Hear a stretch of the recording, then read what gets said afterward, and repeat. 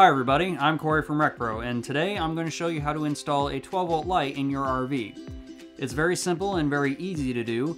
Should only take you about 5 minutes really. The only tools you'll really need are some wire connectors, a Phillips head screwdriver, or a drill with a Phillips head bit. As I said, it's very easy and very quick to do, so we'll get right into it and show you how to get one installed.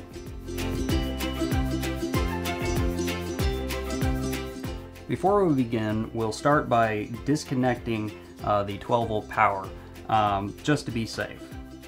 After we've disconnected power, we'll use our drill or screwdriver to remove the screws from the old light, and we'll gently lower it.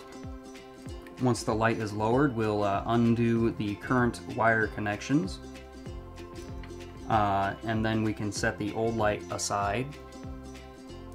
Now we can bring in the new light, and as far as wiring goes, your wiring may be different than ours, but in general the white wire will go to negative 12-volt power and the ground. The black wire will go to positive 12-volt power, but we'll fasten up these wires with just some simple wire caps and shove them back up in the hole. Once that's done, we can line up the base of this light with the previous screw holes and insert these screws, and then we'll use a screwdriver or a drill to fasten them up nice and tight, and then we'll put the shade of the light on, turn the power back on, and make sure it works.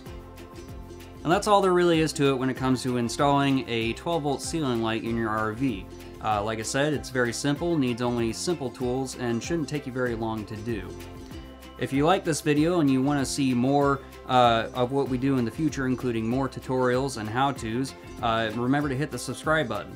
And if you want to know more about this product in particular, click the link in the description below. And as always, when you're rolling down the road, roll with RecPro.